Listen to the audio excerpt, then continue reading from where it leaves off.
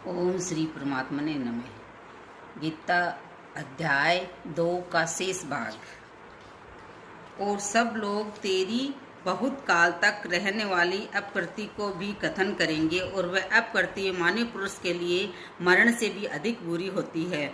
और जिनके तू बहुत माननीय होकर भी अब तुच्छता को प्राप्त होगा, वे महारथी लोग तुझे भय के कारण युद्ध से उपराम हुआ मानेंगे। और तेरे वेरी लोग तेरे सामर्थ्य की निंदा करते हुए बहुत से न कहने योग्य वचनों को कहेंगे। फिर उससे अधिक दुख क्या होगा। इससे युद्ध करना तेरे लिए सब प्रकार से अच्छा है, क्योंकि या तो मरकर स्वर्ग को प्राप्त होगा अथवा जीतकर पृथ्वी को भोगेगा। इससे हे अर्जुन, युद्ध के लिए निश्चय वाला होकर खड़ा हो। यदि तुझे स्वर्ग तथा राज्य की इच्छा न हो तो सुख दुख, लाभ हानि और जय पराजय को समान समझकर उसके उपरांत युद्ध के लिए तैयार हो। इस प्रकार युद्ध करने से तू पाप को नहीं प्राप्त होगा। हे पार्थ, ये बुद्धि तेरे लिए ज्ञान योग विषय में कही गई, और इसी को अब निष्काम कर्म योग के विषय में सुन कि जिस बुद्धि से युक्त हुआ तू कर्मों के बंधन को अच्छी तरह से नाश करेगा। इस निष्काम कर्म योग में आरंभ का अर्थात बीज का नाश नहीं है, और उल्टा फल रूप दोष भी नहीं होता है। इसलिए इस निष्काम कर्म योग रूप धर्म का थोड़ा भी साधन जन्म मृत्यु रूप महान भय से उदार कर देता है। हे अर्जुन, इस कल्याण मार्ग में निश्चयात्मक बुद्धि एक ही है, और अज्ञानी पुरुषों की बुद्धियां बहुत भेदों वाली अनंत होती है। हे अर्जुन, जो सकामी पुरुष केवल फल श्रुति में प्रीति रखने वाले, स्वर्ग को ही परम श्रेष्ठ मानने वाले, इससे बढ़कर और कुछ नहीं है, ऐसे कहने वाले हैं, वे अविवेकी जन्म रूप कर्म फल को देने वाली और भोग तथा ऐश्वर्य की प्राप्ति के लिए बहुत सी क्रियाओं के विस्तार वाली इस प्रकार की जिस दिखाऊ शोभा युक्त वाणी को कहते हैं, उस वाणी द्वारा हरे हुए चित्त वाले तथा भोग और ऐश्वर्य में आसक्ति वाले उन पुरुषों के अंतःकरण में निश्चयात्मक बुद्धि नहीं होती।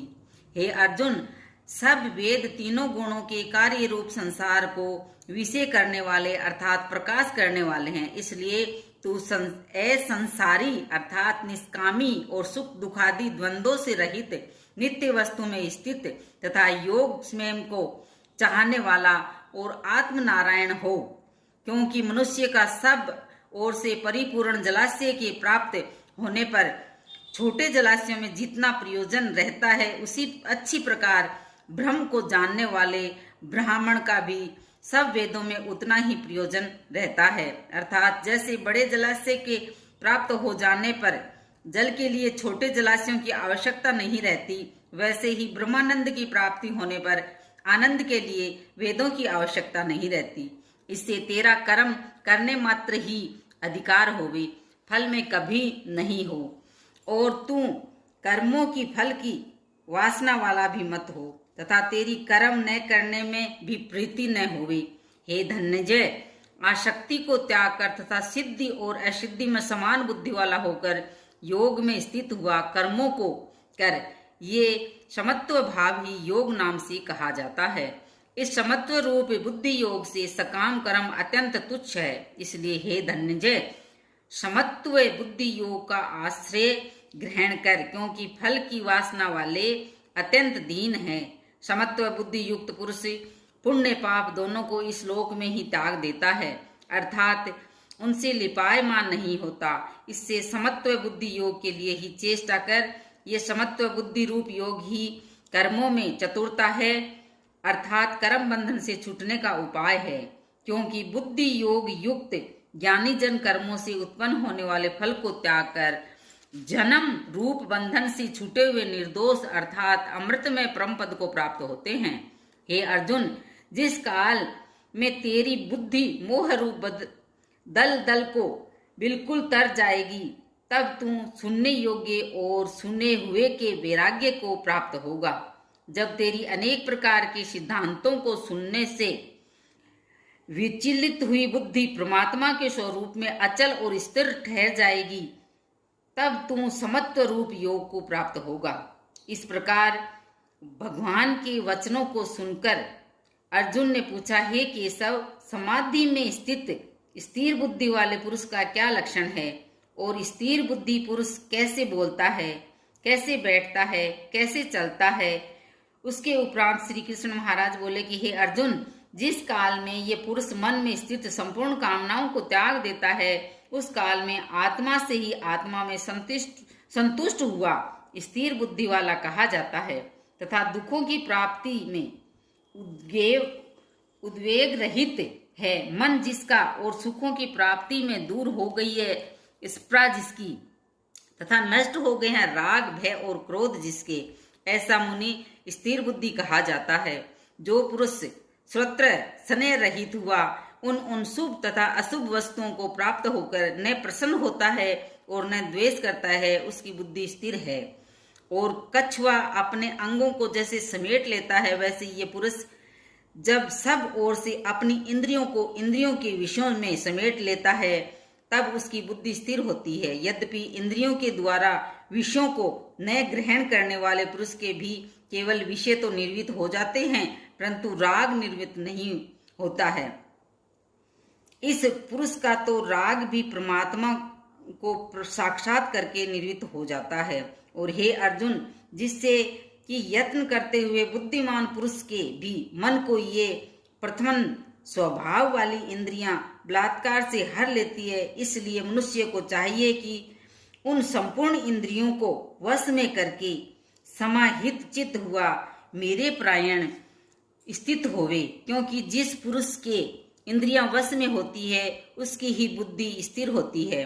हे अर्जुन, मन सहित इंद्रियों को वश में करके मेरे परायण न होने से मन के द्वारा विषयों का चिंतन होता है और विषयों को चिंतन करने वाले पुरुष की उन विषयों में आसक्ति हो जाती है और आसक्ति से उन विषयों की कामना उत्पन्न होती है और कामना में विघ्न पड़ने से क्रोध उत्पन्न होता है।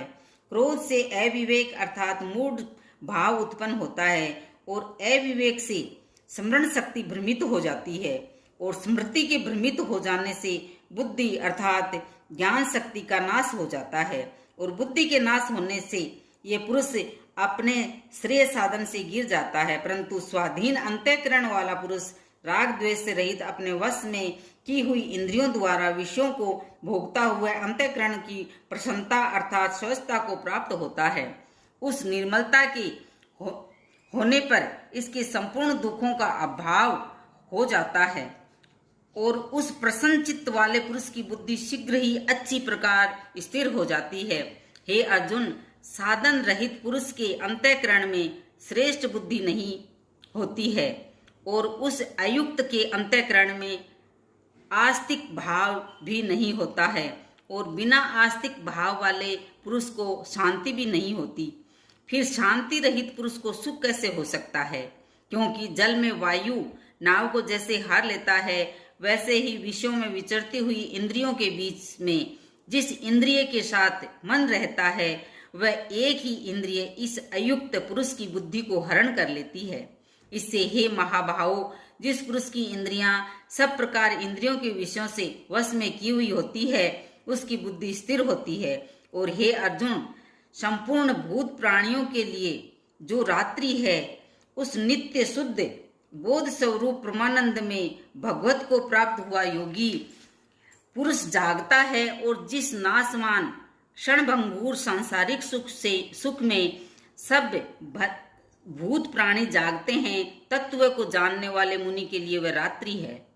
जैसे सब ओर से परिपूर्ण अचल प्रतिष्ठा वाले समुद्र के प्रति नाना नदियों के जल उसको चलायमान नहीं करते हुए भी समा जाते हैं, वैसे ही जिस स्थिर बुद्धि पुरुष के प्रति संपूर्ण भोग किसी प्रकार का विकार उत्पन्न किए बिना ही समा जाते हैं, वह पुरुष परम शांति को प्राप्त होता है, न कि भोगों को चाहने वाला।